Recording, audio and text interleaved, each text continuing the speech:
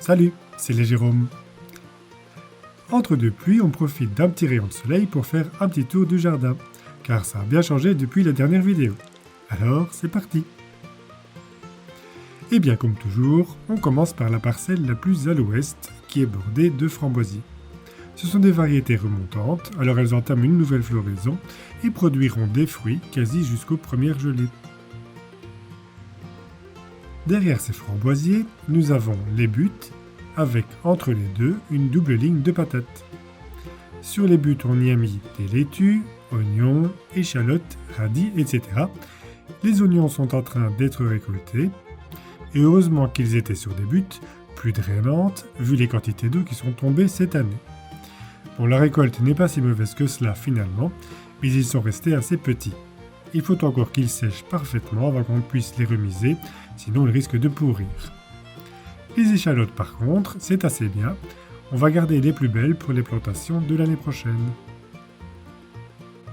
Sinon pour les laitues, elles s'enchaînent. En fait, on en fait des semis tous les 15 jours depuis février et on les remplace au fur et à mesure des prélèvements. On en mange tous les jours et parfois plus d'une. Et il y a ces laitues à couper, radicchetta ou cressonnettes marocaines, dont on ne prélève les feuilles qu'au fur et à mesure et qui produiront pendant longtemps une très belle quantité de verdure. Bon, un peu plus croquante, mais c'est bien pour varier. Sur le côté, les tipis avec les haricots aram. Ici, des variétés mangent tout. La nouaison a commencé et on peut déjà voir les premières gousses se former. C'est l'été, ici. Sous les tipis et entre ceux-ci, on aime toujours bien mettre un plant de courgettes. Ils sont devenus très beaux, mais faute de pollinisateurs vu la météo, il y a peu de fruits qui aboutissent, mais ça va démarrer. Et enfin, autour de tout cela, on a planté divers choux, de Milan principalement. Les autres sont venus remplacer ceux dont les limaces ont eu raison. À l'emplacement des composts qu'on a déplacés, on a planté des courges. Le sol très riche là-dessus leur conviendra parfaitement. Dans cette autre parcelle, encore des haricots aram, ici des variétés à grains qu'on laissera sécher, avec dessous bien sûr des courgettes. Et sur le bout, des navets et des bêtes, dont les premiers semis montent souvent prématurément en fleurs. On passe devant l'ombrière sous laquelle on met nos bacs de semis. Dans la serre, il fait trop chaud et ici, ils sont aussi protégés des soleils trop forts et de la pluie battante. Et comme vous voyez, il y a encore des salades qui arrivent.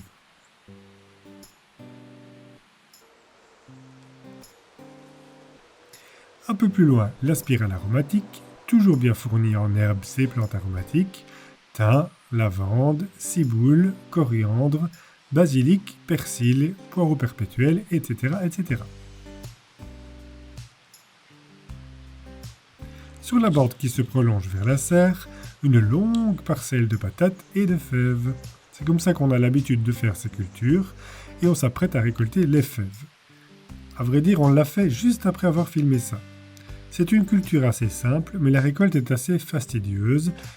Il faut écosser les gousses et puis il y a encore la petite peau à enlever. Mais c'est tellement bon, on en a fait quelques barquettes congelées pour les mois à venir. La verdure, les restes d'écosse et peaux sont remis au jardin empaillés des patates qui peuvent maintenant occuper toute la place.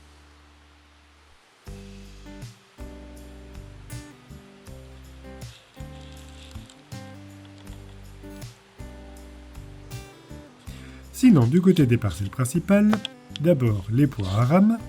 Bon, il y a eu quelques tempêtes récemment et ils avaient grimpé plus haut que le grillage et tout s'est effondré évidemment. On en a déjà récolté une fois et on va terminer la récolte d'ici peu. On en laissera juste une petite partie pour reproduire les semences. Juste derrière, une ligne de panais, un peu maigre, mais la levée est difficile, surtout qu'on a franchement manqué de chaleur. À côté, des betteraves et sur une parcelle lasagne qu'on a formée au printemps, les choux-cabus rouges. Tout cela se porte à merveille, on pourrait presque même déjà récolter quelques betteraves, mais elles peuvent tout à fait rester en place. Ensuite, quelques haricots nains, céleri rave et poireaux d'été avec en prolongement du persil. Et au bout, du chou rave et céleri à côte. Les choux commencent à avoir une belle boule. On a lu qu'on pouvait les récolter en ne coupant que la partie supérieure et que de nouvelles boules se formeront. On va essayer. Ensuite, une double ligne de radis d'hiver qu'on doit encore éclaircir, mais on laisse encore les limaces faire le premier éclaircissement pour ne garder que ceux qui survivront. Juste à côté, des poireaux d'hiver et carottes, comme il y en a encore un peu plus loin. Alors oui, on a mis des capucines grimpantes au pied des arbres, et cette année, elles sont hyper vigoureuses. Elles vont partout. D'ailleurs, on peut aussi manger les fleurs au goût de roquettes ou cressonnettes, parfait pour garnir les salades. Derrière tout cela, notre petite forêt de choux kale, choux palmiers, frisés et branchus du Poitou. On a déjà fait quelques petites récoltes, mais l'idée est de leur laisser faire de nombreuses feuilles qui resteront en place tout l'hiver, pendant lequel on pourra les récolter. Le gel les rend même meilleurs pour certaines variétés. Au fond, quelques maïs, chicorées, escaroles. Tout ça doit encore pousser. Pour le reste, il faut passer devant ce très beau massif de camomille matricaire. Et en bout de parcelle, on a du chou à couper, qui fait de grosses feuilles charnues. Les laitues plantées entre ont été récoltées ou sont montées.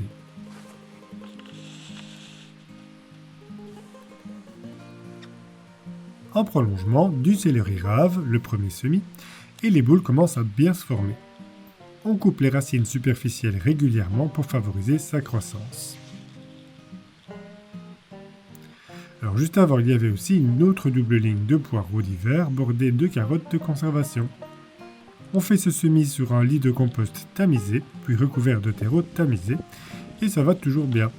Mais cette année à peine levée, il y a eu de gros orages, et la jeune pousse de carottes n'aime pas ça du tout, sans compter les limaces qui ont suivi avec ce temps très humide. Les rangées sont donc parfois un peu dégarnies.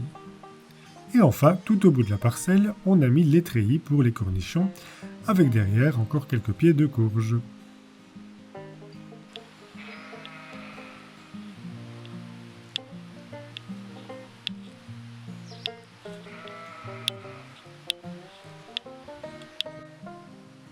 Passons du côté de la serre, ou plutôt dedans. Dans la serre, ça va toujours très bien.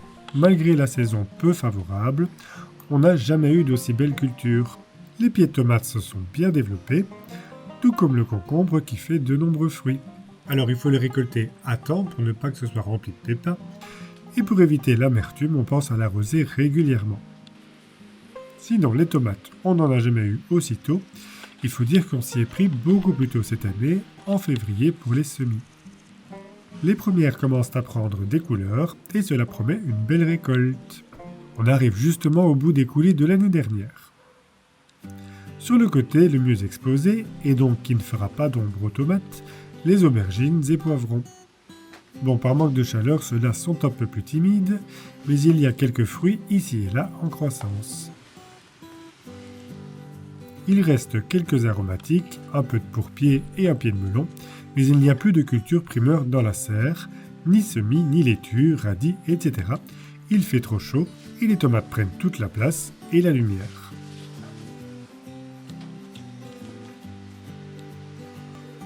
On continue le tour en passant devant la bande d'asperges.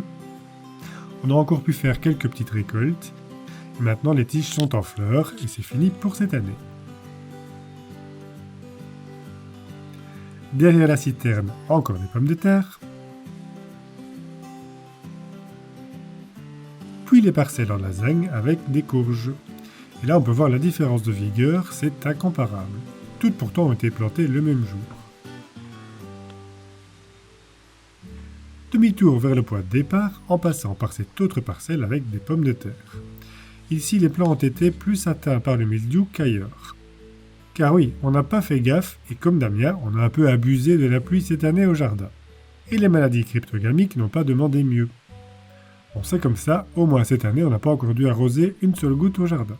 Ceci dit, avec les quelques beaux jours qu'on a en ce moment, le mildiou semble arrêter sa progression. Sinon, il faudra récolter précocement pour ne pas que cela atteigne le tubercule. Dans le prolongement, les rhubarbes, qui commencent à pousser correctement, car jusqu'ici elles étaient toutes moches et frêles. Sur la gauche, des petits fruits, qui eux n'ont pas été très productifs cette année. sauf peut-être la ronge japonaise qui grimpe dans le poirier.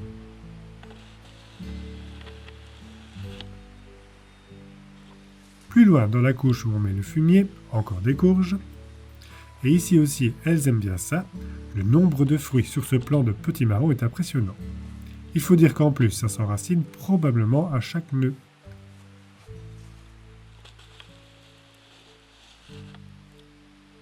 Derrière, le long de la verrière, les vignes, avec dans les espaces encore des tomates, car c'est plus abrité. Et elles portent déjà aussi quelques belles grappes. Tout comme une vigne, mais une seule, les autres n'ont pas fait de raisin cette année, ou alors cela a avorté.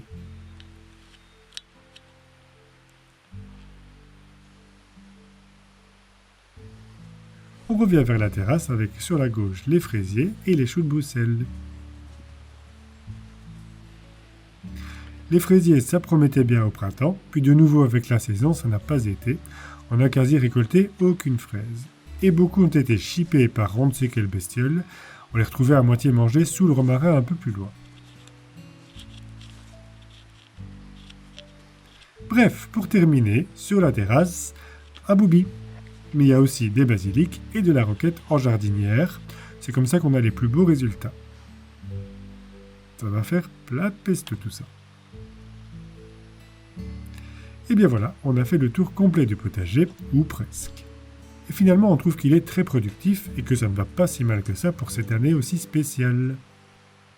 Bon, on a eu peur avec les nombreuses limaces, mais on est sorti tous les soirs les ramasser et empêcher les jeunes pousses de se faire dévorer, et tout s'est bien passé.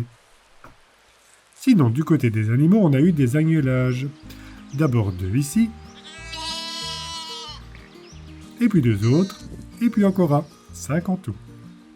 Comme notre expérience fortuite de l'année dernière était concluante, on a décidé de continuer et on a fait venir un bélier fin de l'automne. Et les voilà donc arrivés, 4 femelles et un mâle.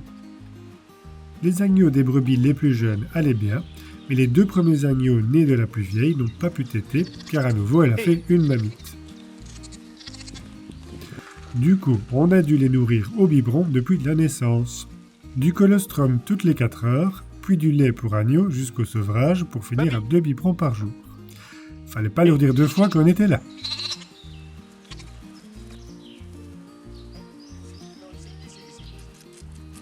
Bon, la mère avec la mamite a été fort affaiblie, et le fait qu'elle fasse des mamites, ça ne va pas. On ne va pas la garder si on veut continuer avec les agneaux. Tout ce beau monde parcourt l'herbe et broute un peu partout.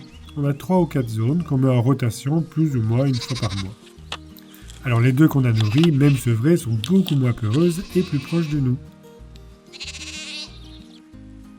Pour le moment, les moutons sont derrière le jardin, alors on aime bien aller leur donner quelques adventices ou de la consoude, et elles adorent le liseron.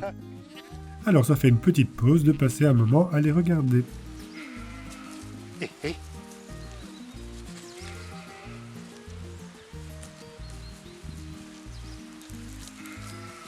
Voilà donc pour cette vidéo sur le jardin de la mi-juillet, plus quelques jours. Merci d'avoir suivi cette vidéo. On espère qu'elle vous a plu. Passez du temps au jardin, portez-vous bien et à bientôt.